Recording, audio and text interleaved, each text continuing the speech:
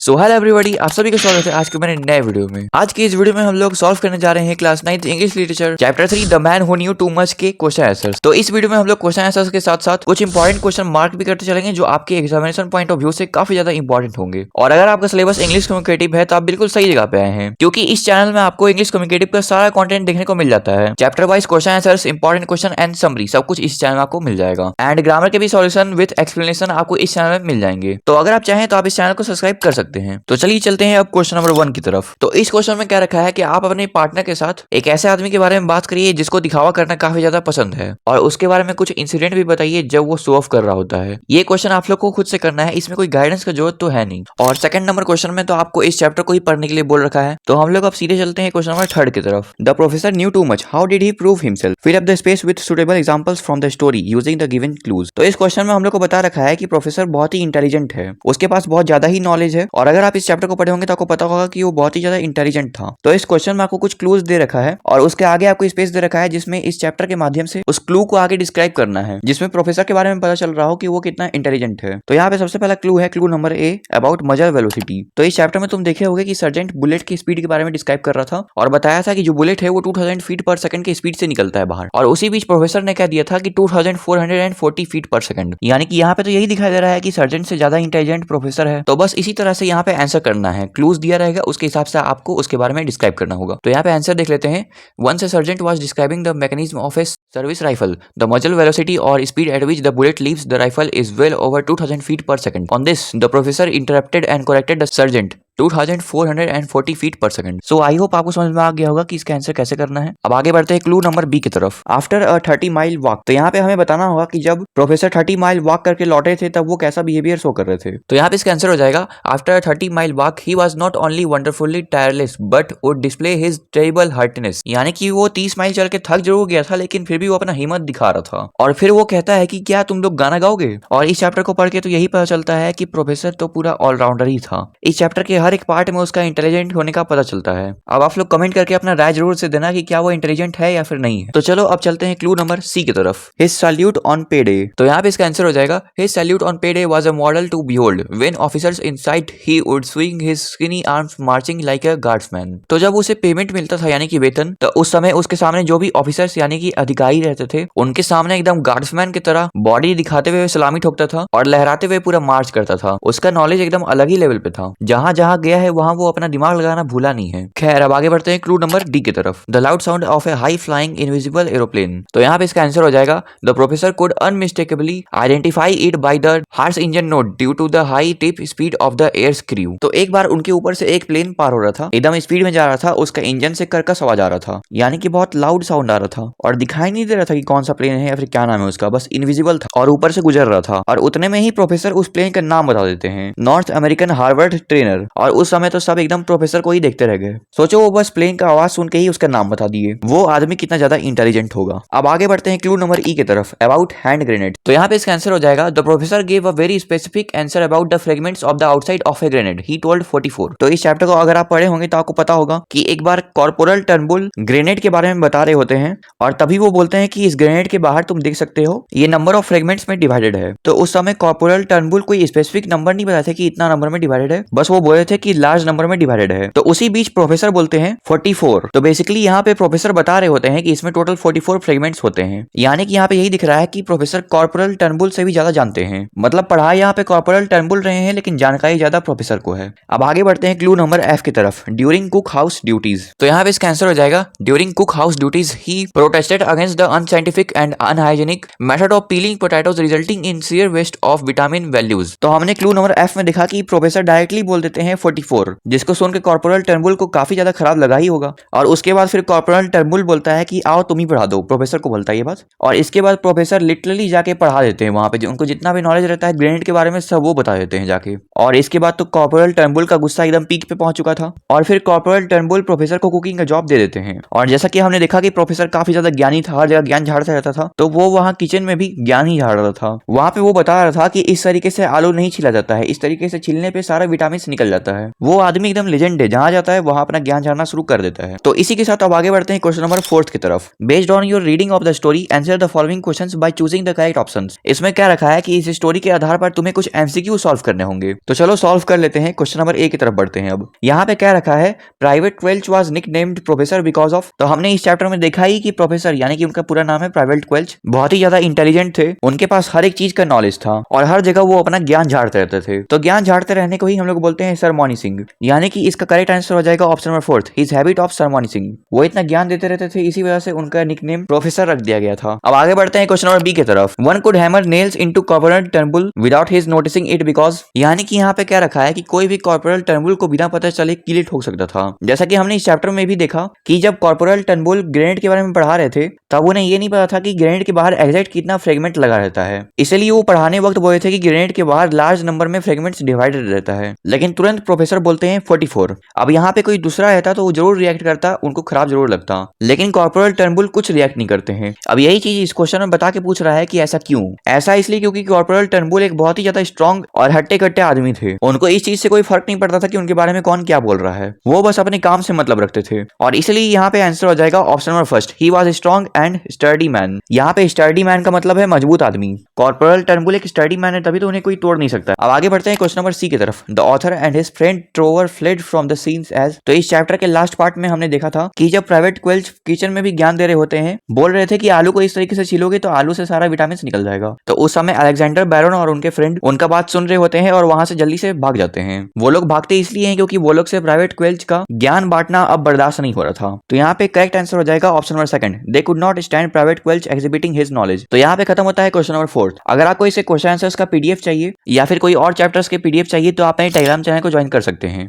मैंने अपना Telegram channel का लिंक डिस्क्रिप्शन बॉक्स में दे रखा है, आप चाहें तो वहां से ज्वाइन कर लीजिएगा। चलिए अब आगे बढ़ते हैं क्वेश्चन नंबर 5 की तरफ। अब इस क्वेश्चन का आंसर करने से पहले ही मैं तुम्हें बता देता हूँ कि इसमें टोटल 10 क्वेश्चन हैं और इनमें से जो भी क्वेश्चन आपके एग्जामिनेशन पॉइंट ऑफ व्यू से ज्यादा इंपॉर्टेंट होंगे उनके बारे में मैं आपको बताते चलूंगा और आप मार्क कर लीजिएगा। वो क्वेश्चन आपको पीटी, मिड टर्म या फिर फाइनल एग्जाम में देखने को मिल जाएंगे। अब यहाँ पे सबसे पहला क्वेश्चन है question number A, what is a nickname, can you suggest another one for private Quelch. तो इस क्वेश्चन में सबसे पहले पूछ रखा है कि निकनेम क्या होता है, उसके बाद आपको सजेस्ट करने बोल रहा है कि प्राइवेट क्वेल्च के लिए आप कोई अनदर निकनेम सजेस्ट करिए। क्योंकि इस चैप्टर में हमने देख रखा है कि प्राइवेट क्वेल्च बहुत ही ज्यादा इंटेलिजेंट था और इसी वजह से उनका सब कोई निकनेम प्रोफेसर रख दिए थे। तो इसी वजह से आपको सजेस्ट करने बोल रहा है कि आप क्या चाहते हैं कि प्राइवेट क्वेल्च का निकनेम क्या रहना चाहिए। तो यहाँ पे इसका आंसर हो जाएगा a nickname is an informal of an humorous name given to a person. इसे अगर सीधा भाषा में समझे तो निकनेम एक इनफॉर्मल नेम है जो कोई भी किसी का भी रख सकता है। जैसे किसी के टाइटल पांडे है तो कोई उसका निकनेम पांडे जी रख देता है, किसी किसी का घर में भी निकनेम बाबू रखा ही हुआ होगा। The name is connected with his real name, his personality और अपीयरेंस और with something he has done. यानी कि निकनेम किसी का किसी भी बेसिस पे रख दिया जा सकता है।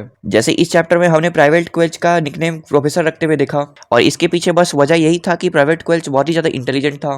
वैसे ही कोई काला दिखता होगा तो उसको कोई कलवा बोलता होगा, तो बस आदमी का पर्सनैलिटी, अपीयरेंस ये सब देख के निकनेम रख दिया जाता है। अब फिर आगे है the nickname of private Quelch was professor, another nickname for him could be mister genius. तो इस क्वेश्चन में बोल रखा था ना कि आप सजेस्ट करिए प्राइवेट क्वेल्च के बारे में कोई नया निकनेम। तो मेरे हिसाब से प्राइवेट क्वेल्च का निकनेम मिस्टर जीनियस सही है। यहाँ पे आपको जो मन लिखने का आप लिख सकते हैं, कोई दिक्कत नहीं है। अब आगे बढ़ते हैं क्वेश्चन नंबर बी की तरफ। Private Quelch looked like a professor when the author first met him at the training depot why. तो इस चैप्टर के ऑथर यानी कि अलेक्जेंडर बैरन जब पहली बार प्राइवेट क्वेल्च से ट्रेनिंग डिपोट में मिले थे तो ऑथर को प्राइवेट क्वेल्च प्रोफेसर की तरह क्यों दिख रहे थे। तो यहाँ पे इसका आंसर हो जाएगा private Quelch looked like a professor when the author first met him at the training depot. He was lanky, stooping, frowning through his horn-rimmed spectacles. A 5-minute conversation would bring out his debating skills and abilities. All these traits are generally found in university professors. यानी कि author जब पहली बार private क्वेल्च से मिले थे तो उस समय वो एकदम दुबले पतले झुके हुए दिख रहे थे, चश्मा लगाए हुए थे और 5 मिनट उनसे बात करने के बाद उनका बहस करने का क्षमता और योग्यता देखने को मिल गया था। मतलब उनका बात करने का तरीका बहुत ही ज्यादा अच्छा था, उनके पास बहुत ही अच्छे से स्किल्स थे। तो ये सब ट्रेड्स जनरली यूनिवर्सिटी में पढ़ा रहे प्रोफेसर में देखने को मिलता है जो हाई फाई रहते हैं। ये क्वेश्चन इंपॉर्टेंट है, आपको ये पीटीज या फिर मिड टर्म एग्जाम में देखने को मिल जाएंगे, तो आप इसे इंपॉर्टेंट मार्क जरूर से कर लीजिएगा।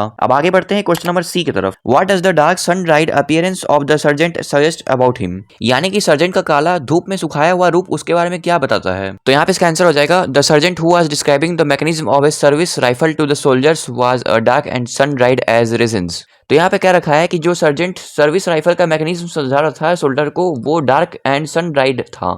He was wearing Northwest Frontier ribbons. The sun-dried appearance of the sergeant suggested that he had served in British India. यानी कि वो नॉर्थ वेस्ट फ्रंटियर रिबन्स पहन रखा था और सर्जेंट का काला और सूखा अपीयरेंस देख के लग रहा था कि वो ब्रिटिश इंडिया में अपना काफी ज्यादा योगदान दे रखा है। There the scorching heat of the sun baked the skin and made it tanned like raisins. वहां पे इतना ज्यादा गर्मी है कि उस गर्मी की वजह से ही उसका पूरा शरीर जल गया होगा और इसी वजह से किशमिश की तरह सर्जेंट काला बन गया था। यहाँ पे जो रेजिन दिखा है उसका मतलब होता है किशमिश। तो सर्जेंट का कालापन देख के लग रहा था कि वो ब्रिटिश इंडिया में जाके बहुत ज्यादा योगदान दिया होगा और वहां पे बहुत ज्यादा गर्मी की वजह से वो काला हो गया।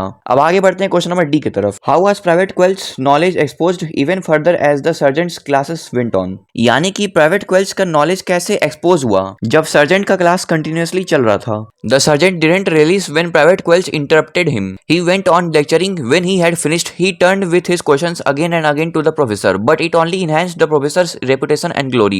He had all by heart the parts of the rifle or its use and care. The professor knew them all. His knowledge exposed even further as the sergeant's classes went on. यानी कि एक बार क्या हुआ था कि जब sergeant पढ़ा रहा था तब प्राइवेट क्वेल्स बीच में ही क्वेश्चन पूछ दिया था और ये तो बहुत ही कॉमन है कि एक बार तुम नजर में चढ़ जाओगे टीचर के तो टीचर हमेशा तुम्हें टोकेगा ही। तो ऐसा ही प्राइवेट क्वेल्स के साथ भी होता है। जैसे ही सर्जेंट का लेक्चर खत्म होता है वैसे ही प्राइवेट क्वेल्स से धड़ाधड़ क्वेश्चन पूछना चालू कर देता है और इसमें सबसे बड़ा बात यह है कि प्राइवेट क्वेल्स हर एक क्वेश्चन का जवाब कर देता है। प्रोफेसर को राइफल का क्या क्या पार्ट्स है या फिर उसका क्या यूज है उसको सब कुछ पता था। तो प्रोफेसर प्राइवेट क्वेल्स को सारे क्वेश्चन का आंसर करके बता देता है कि वो बहुत ही ज्यादा इंटेलिजेंट है। अब बढ़ते हैं क्वेश्चन नंबर ई की तरफ। What did the professor mean by intelligent reading. तो यहाँ पे इसका आंसर हो जाएगा the smart answers given by the professor made the sergeant ask if he had taken any training before. तो जैसा कि हमने क्वेश्चन नंबर डी में देखा कि प्राइवेट क्वेल्स प्रोफेसर का दिया हुआ सारा क्वेश्चन का आंसर कर दे रहा था। तो सर्जेंट प्रोफेसर से पूछता है कि क्या तुम कभी ट्रेनिंग लिए थे। The professor replied confidently no sergeant it's all a matter of intelligent reading. तो प्रोफेसर पूरा कॉन्फिडेंस के साथ रिप्लाई करता है नो सर्जेंट ये पूरा कहानी इंटेलिजेंट रीडिंग का है। The professor mean that he had read everything thoroughly and with concentration. यानी कि प्रोफेसर कहता है कि वो सब कुछ पढ़ लिया है अच्छे तरीके से और एकदम कंसंट्रेशन के साथ। तो इंटेलिजेंट रीडिंग का मतलब यही होता है कि एकदम अच्छे तरीके से पूरे कंसंट्रेशन के साथ किसी चीज को पढ़ना या समझना। अब आगे बढ़ते हैं क्वेश्चन नंबर एफ की तरफ। What were the professor's ambition in the army. Professor army के लिए तैयारी तो कर ही रहा था लेकिन उसका गोल क्या था। तो यहाँ पे इसका आंसर हो जाएगा the professor's greatest ambition in the army was to get a commission. In pursuit of ambition he had worked hard reading the training manuals. He tried to impress the instructors and the senior officers by his knowledge, promptness and smartness. But he would go step by step. As a first step, he meant to get a stripe. Professor का ambition army में वेतन पाने का था। इसके लिए professor book पढ़ के काफी ज्यादा नॉलेज गेन किए थे और प्रोफेसर अपने नॉलेज और स्मार्टनेस से अपने सीनियर को भी हमेशा खुश करने की कोशिश करते थे लेकिन उनको सफलता स्टेप बाय स्टेप मिला। अब आगे बढ़ते हैं क्वेश्चन नंबर जी की तरफ। Did private Quill's day-to-day practices take him closer towards his goal? How can you make out? तो जैसा कि हमने इस चैप्टर में देखा कि प्राइवेट क्वेल्स बहुत ही ज्यादा मेहनत करता था, हर दिन मेहनत करता रहता था अपने गोल को अचीव करने में, लेकिन क्या वो अपने मुकाम तक पहुंचा? तो यहाँ पे इसका आंसर हो जाएगा private Quelch's day to day practices might have not win him a commission in the army but it was not the end for him. Private Quelch's हर दिन मेहनत तो करता था लेकिन उसको उतना अच्छे तरीके से सफलता नहीं मिला जितना उसको चाहिए था। Whenever he spoke, the squad listened to him in a crowd, horrified kind of silence. Instead of being nominated for a commission, he was nominated for permanent cookhouse duties. जब भी वो कुछ बोलता था तो एकदम सब कोई भीड़ लगा के पूरा शांत होकर सुनते थे उसका बात। भले ही उसको आर्मी में कमीशन नहीं मिला था लेकिन उसको परमानेंट कुक हाउस ड्यूटी मिल गया था। But everybody believed that his nomination for the commission was just a matter of time. इस क्वेश्चन को भी आप इंपॉर्टेंट मार्क कर लीजिएगा। अब आगे बढ़ते हैं क्वेश्चन नंबर एच की तरफ। Describe corporal Turnbull. ये क्वेश्चन आपको डायरेक्ट एग्जाम में देखने को मिल जाएगा क्योंकि यहाँ पे कैरेक्टर स्केच का बात हो रहा है और आजकल एग्जाम में कैरेक्टर स्केच के ऊपर क्वेश्चंस ज्यादा बनते हैं। तो ये क्वेश्चन आपको एग्जाम्स में 4 से 6 नंबर का देखने को मिल जाएगा। तो यहाँ पे इसका आंसर हो जाएगा corporal Turnbull was a smart young man but he was not a man to be fooled around और talked frivolously with. He had come from Dunkirk with all his equipment correct and accounted for. He was the hero of soldiers. They thought him so tough and they could hammer nails into him without his noticing them. यानी कि corporal Turnbull एक होशियार युवक था, उसको कोई मूर्ख भी नहीं बना सकता था, साथ ही साथ उससे बिना मतलब का कोई बात भी नहीं कर सकता था। कॉर्पोरल टर्नबुल डनकिर्क से अपने सारे सामानों को लेके आया था और वो सारे सैनिकों का हीरो था। सारे सैनिक कॉर्पोरल टर्नबुल को बहुत ही ज्यादा मजबूत समझते थे। चलिए अब आगे बढ़ते हैं क्वेश्चन नंबर आई की तरफ। How did private Quelch manage to anger the corporal. यहाँ पे पूछ रखा है कि प्राइवेट क्वेल्च ने कॉर्पोरल को कैसे गुस्सा दिलाया। तो यहाँ पे इसका आंसर हो जाएगा corporal Turnbull was explaining that the outside of a grenade was divided up into a large number of fragments. The professor at once told that the correct number was 44। Corporal Turnbull बताए थे कि grenade बाहर से बहुत सारे fragments में divide रहता है और उसी बीच प्रोफेसर बोल देते हैं 44। यानी कि प्रोफेसर बता रहे थे कि वो 44 फ्रेगमेंट्स में डिवाइडेड रहता है। The corporal said nothing but his brow tightened, he was the kind of man not to be trifled with. उस समय कॉर्पोरल टर्नबुल कुछ बोला तो नहीं, लेकिन उसका माथा पूरा टाइट हो गया था एकदम। मतलब कॉर्पोरल पूरा गुस्सा से भरा हुआ था। वो एक ऐसा आदमी था जिसके साथ खिलवाड़ नहीं किया जा सकता था। He didn't like any interruption. He cut the professor to size by sending him for permanent cookhouse duties. Corporal Turnbull को कोई भी रुकावट या बाधा पसंद नहीं था और इस बार उसका बाधा प्रोफेसर बन गया था। और प्रोफेसर को मजा चखाने के लिए कॉर्पोरल टर्नबुल उसको कुक हाउस ड्यूटी सौंप देता है, वो भी हमेशा के लिए। ये इस चैप्टर का one of the most important question है, बहुत ही ज्यादा इंपॉर्टेंट क्वेश्चन है ये, तो इसे तुम जरूर से मार्क कर लेना। अब आगे बढ़ते हैं अपने आखिरी क्वेश्चन की तरफ, question number J. Do you think private Quelch learned a lesson when he was chosen for cookhouse duties? Give reason for your answer. यहाँ पे डायरेक्टली तुमसे पूछ रहा है क्वेश्चन कि क्या तुम्हें लगता है कि जब प्रोफेसर को परमानेंट कुक हाउस ड्यूटी मिला था तब वो एक लेसन सीखा? तो ऐसा कई बार हमारे रियल लाइफ में होता है ना कि चाहते हम कुछ और है और हो जाता है हमारे साथ कुछ और। जैसे साल के शुरुआत में हम लोग सोचते हैं कि इस साल तो पक्का टॉप कर देंगे, लेकिन हमारे साथ होता कुछ और है। तो उससे तुम लाइफ में एक लेसन सीखते हो कि अगला बार पक्का टॉप करेंगे।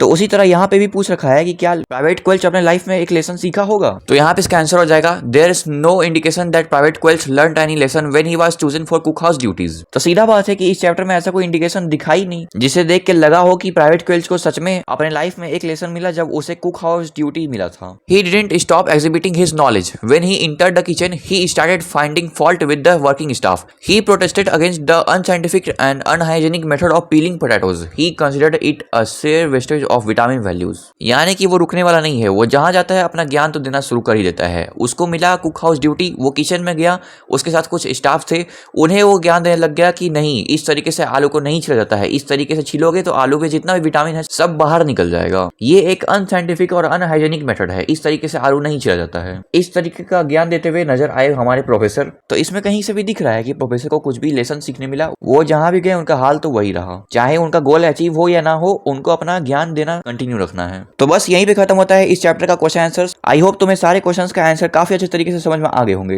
अगर अभी भी तुम्हें कुछ डाउट लग रहा है तो तुम कमेंट कर सकते हो, उसका मैं रिप्लाई कर दूंगा। तो बस आज के लिए इतना ही। मेरे टेलीग्राम चैनल को जरूर से ज्वाइन कर लेना, link is given in the description box. और अगर आपको ऐसा ही और वीडियोस चाहिए तो आप इस चैनल को जरूर से सब्सक्राइब कर लीजिएगा। और इस चैप्टर के अलावा अगर आपको इंग्लिश लिटरेचर का कोई और चैप्टर का सॉल्यूशन चाहिए या फिर ग्रामर का सॉल्यूशन चाहिए तो यहाँ पे जो प्लेलिस्ट दिख रहा है वहां पे आप जाके देख सकते हैं। तब तक के लिए बाय बाय, टेक केयर।